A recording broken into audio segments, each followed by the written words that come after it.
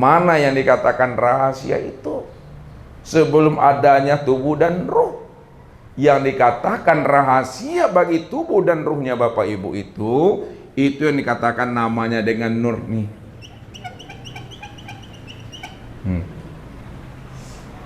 Ini yang Ustadz maksud, bahwa sesungguhnya adanya kita ini ada di dalam tiada.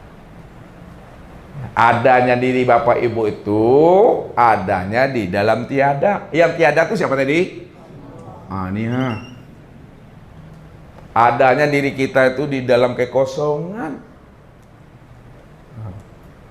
Walaupun yang zahir dan yang batin, tubuh dan ruh itu belum nyata, belum wujud, tapi sir rahasia diri Bapak Ibu itu lebih dahulu adanya di dalam tiada itu. Yang tiada itu yang sebenar ada itu. Itu yang disebut namanya dengan nur.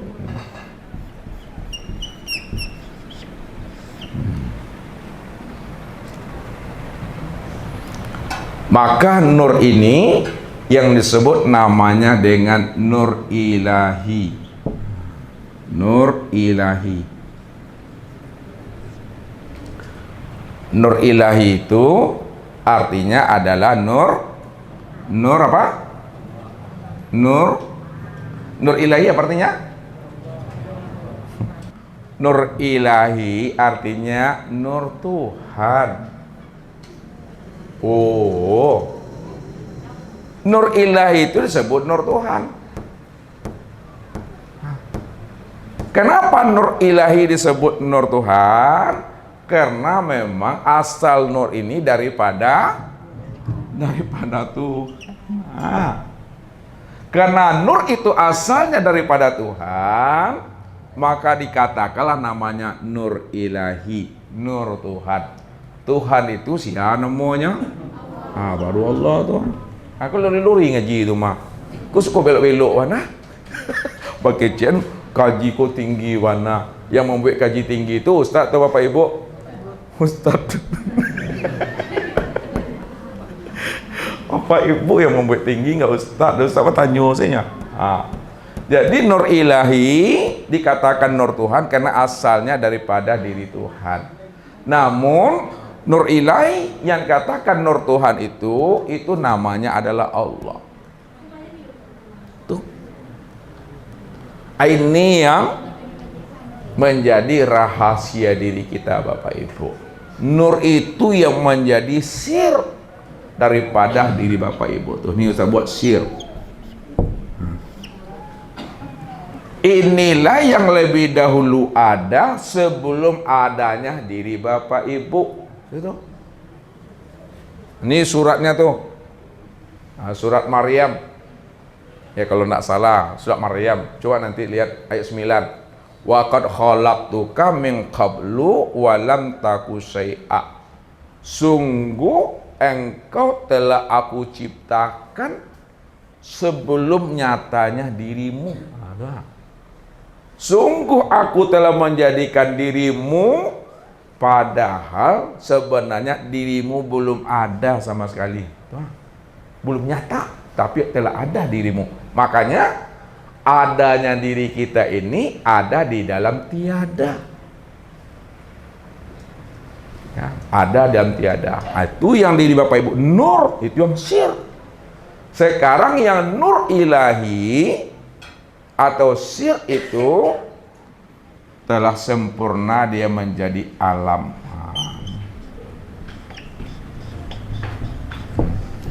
Sempurna dia menjadi alam. Ketika dia telah sempurna namanya menjadi alam, ya, sudah menjadi tubuh alam semesta dan sudah menjadi namanya ruh alam semesta. Ini penjelasannya aja. Dia sudah menjadi alam, sudah menjadi batang tubuhnya alam semesta dan sudah menjadi namanya ruh alam semesta. Maka disebutlah namanya nur ilahi tadi, atau nur Allah itu berganti nama ya dengan sebutannya nur Muhammad. Bisa Bapak Ibu membedakannya tuh, Nur Muhammad dengan Nur Allah tadi. Nah, kalau Nur Muhammad itu setelah nyata menjadi tubuhnya alam semesta, sudah nyata menjadi ruhnya alam semesta, itu yang disebut namanya Nur Muhammad. Namun hakikat Nur Muhammad, hakikat tubuhnya alam semesta dan ruhnya alam semesta itu tiada lain adalah Nur Ilahi. Nur Ilahi itu disebut juga namanya Nur Tuhan, Nur Allah. Karena Nur Ilahi, Nur Allah itu asalnya daripada diri Tuhan, hakiki. Nah, sekarang Bapak Ibu,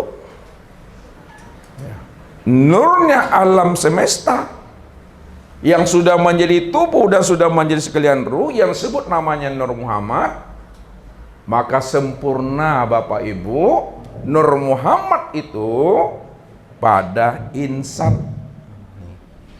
Jadi Nur Muhammad itu sudah sempurna daripada insan, manusia.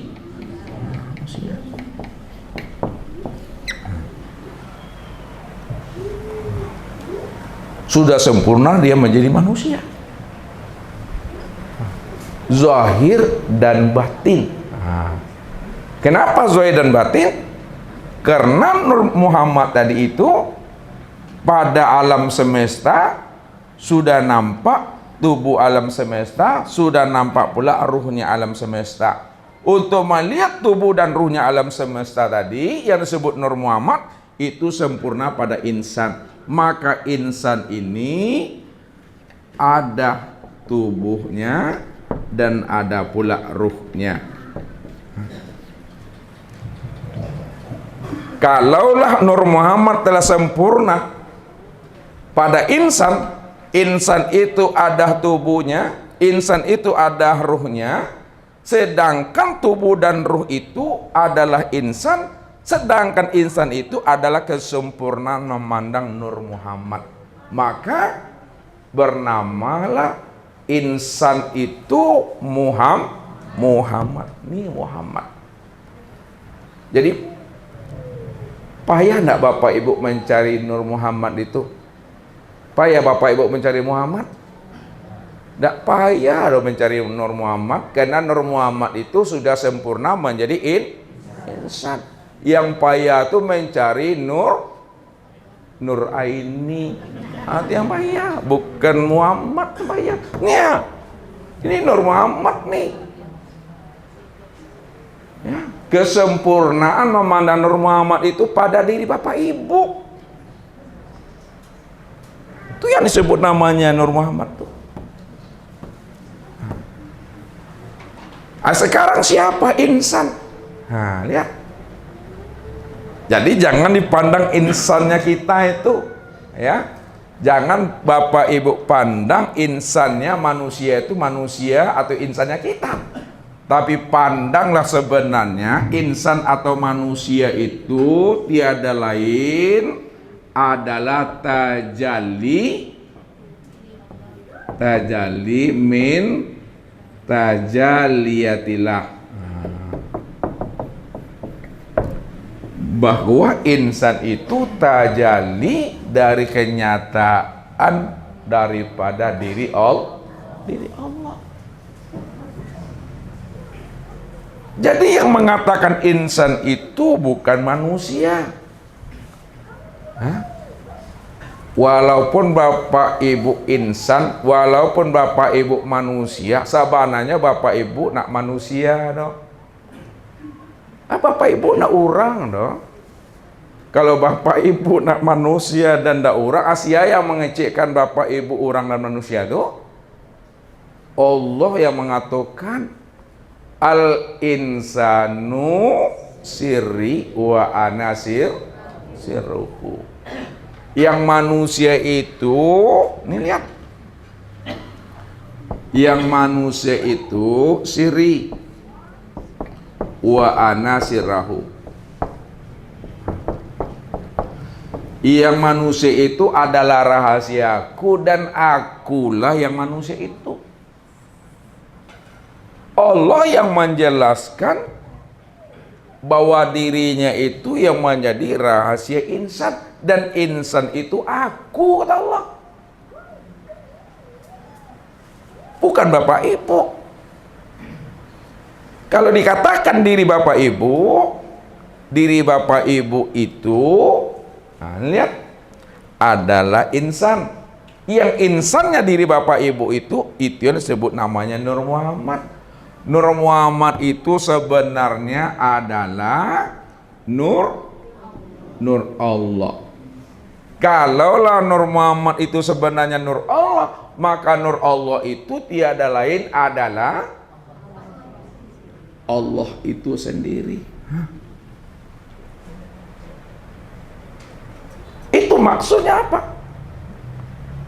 Kalaulah Nur Muhammad itu adalah Nur Allah dan Nur Allah itu adalah Allah itu sendiri, maka sesungguhnya diri Bapak Ibu inilah kesempurnaan memandang secara nyata dan jelas Allah itu yang disebut namanya dengan insan atau manusia. Karena insan dan manusia itu dikatakan oleh Nabi, ya, melalui, ya, petunjuk yang maha kudus, yaitu Allah. Ini ada dua dalilnya. Wa khalaqa Adam ka suratihi.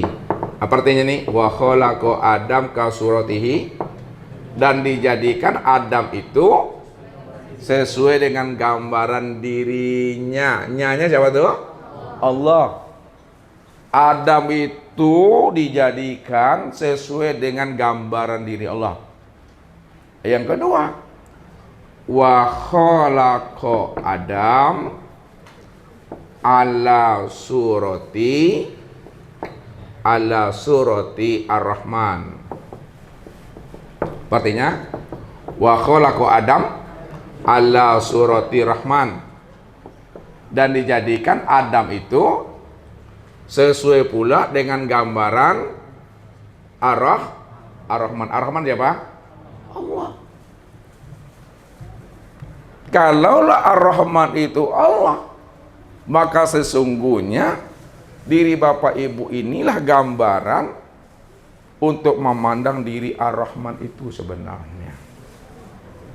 Jadi kalau Allah yang mengatakan dirinya Tuhan, Allah yang mengatakan dirinya aku, tidak ada orang yang protes Bapak Ibu, karena Allah itu aku, kata Allah. Allah yang bilang mengatakan yang Allah itu aku, tidak ada yang protes.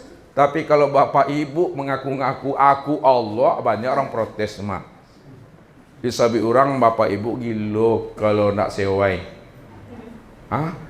Lah muncul lo Fir'aun tahun 2023. Jadi tak boleh ngaku-ngaku Allah. Tak boleh pula ingin jadi Allah.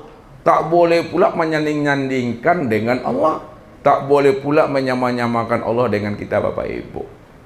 Allah yang mengatakan aku yang Allah. Yang Allah itu diriku. Mana ada orang protes? Karena Allah yang bilang. Tapi kalau Bapak Ibu yang ngaku-ngaku Allah protes tuh, dihalalkan darah Bapak Ibu itu, dipancung lehernya itu. Tapi kalau Allah yang bilang, tidak ada yang protes. Makanya insan itu yang disebut namanya rahasia Allah. Kenapa manusia itu dikatakan rahasia Allah? Karena manusia inilah tempat nyatanya memandang diri Allah itu. Diri yang mananya? Zatnya. Lihat. Memandang zat, memandang sifat, memandang asma, dan memandang af'alnya. Jadi diri Bapak Ibu itulah tempat sempurnanya memandang zat Allah, sifat Allah, asma Allah, dan af'alnya Allah. Kalau memang betul Bapak Ibu, diri Bapak Ibu inilah kesempurnaan tempat memandangnya diri Tuhan itu, zat Tuhan, sifat Tuhan, asma Tuhan, dan af'al Tuhan. pertanyaannya Ustadz kepada Bapak Ibu, tempat memandang nyatanya af'alnya Allah pada insan, kemana memandangnya tuh? Nah, itu memandangnya kepada tubuh. Maka tubuh Bapak Ibu itulah kesempurnaan tempat nyatanya af'al Allah. Ya. Kemudian yang kedua, asma Allah itu pada diri insan, kemana pula tempat melihatnya? Pada hati. Maka sesungguhnya hati Bapak Ibu, hati insan itulah kesempurnaan memandang asmanya Allah. Itu cara memahaminya.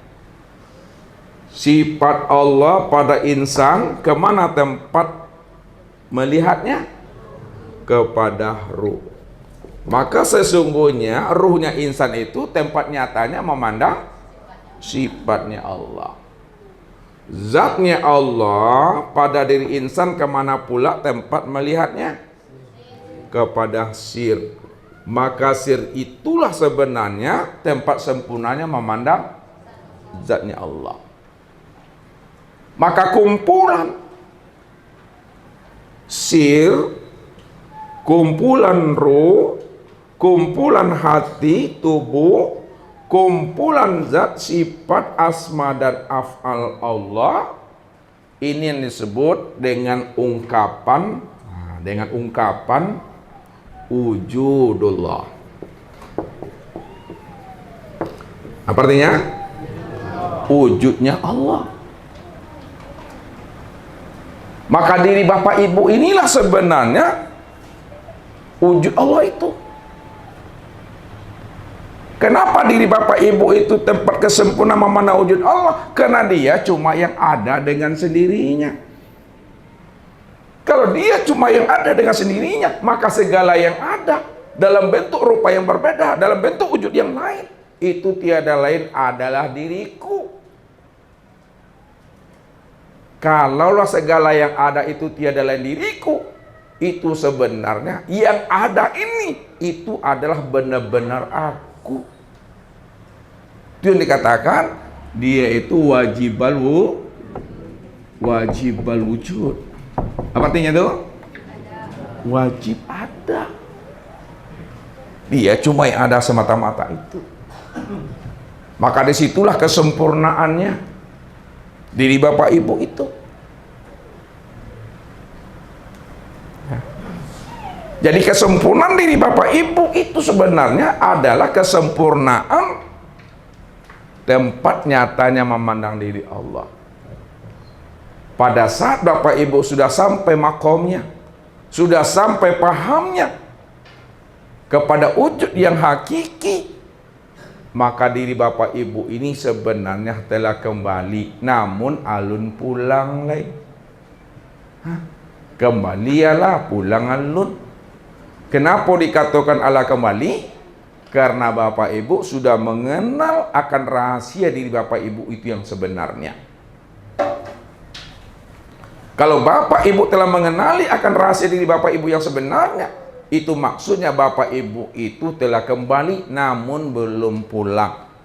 Dan baru dikatakan pulang kalau telah habis masanya hidup di dunia itu, maka disitulah disebut namanya Allah sempurna pulang dan kembali.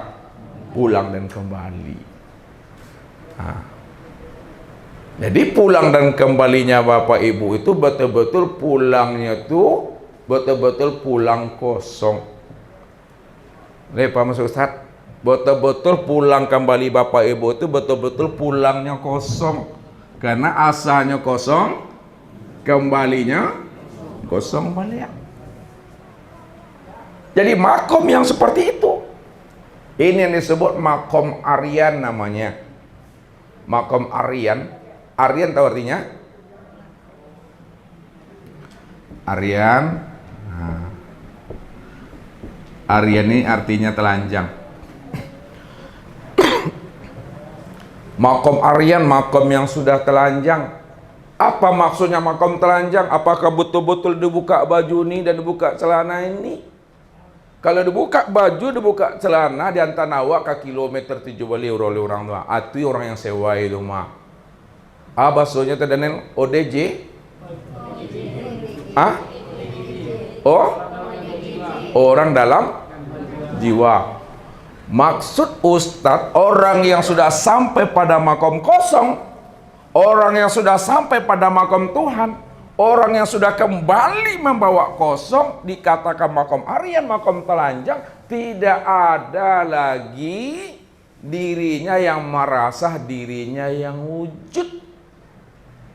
Tidak ada lagi dirinya yang merasa dirinya itu yang hayat, yang sama, yang basar, yang kalam, yang ilmu, yang kudrat, dan yang iradat. Kalau masih ada diri Bapak Ibu masih merasa diri Bapak Ibu yang wujud, Bapak Ibu yang merasa diri Bapak Ibu yang sama, basar, kalam, ilmu, kudrat, iradat, dan hayat, belum dikatakan namanya makom telanjang. Belum dikatakan namanya makom kosong. Belum disebut namanya makom Tuhan. Itu yang dikatakan wujuduka zanbun. Adanya keakuan dirimu yang merasa kamu yang melihat dan mendengar serta yang hidup itu adalah dosa dunia. Wujuduka zanbun. Adanya dirimu yang merasa dirimu ini yang wujud. Itu maksudnya merasa diri yang bersama, merasa dirinya yang basar, merasa dirinya yang kalam, merasa dirinya yang ilmu, merasa dirinya yang kudrat, merasa dirinya yang iradat, dan merasa dirinya yang hayat, maka itulah yang dikatakan namanya dengan dosa. Ini yang disebut najis batin itu. Nih, zanbun itu najis batin. Kenapa dikatakan dirinya najis batin? Karena dirinya belum telanjang, belum Aryan. Dirinya belum mengenal Allah, dirinya belum menyaksikan Allah. Makanya kalau diri kita dikatakan Allah najis batin, maka seluruh amaliyah yang kita lakukan 20 tahun, 50 tahun, 80 tahun itu menjadi sampah seluruhnya Bapak Ibu. Tak ada gunanya tuh. Itu tak kicau di nentarang kata Ustaz tuh. Ya, ala usang badanku beribadah, ala lapuh. Tapi tidak ada arti menurut Tuhan dong. Cuma awak yang mengaku-ngaku diri awak lah berbuat elok. Awak yang merasa diri awak yang telah melakukan amal terbaik. Padahal kata Allah, wa hum yahsabuna annahum yuhsinuna sun'a. Kamu mengira dan menyangka telah melakukan amal yang terbaik, padahal kamu dah tertipu dengan diri dan amalmu sendiri. Ya.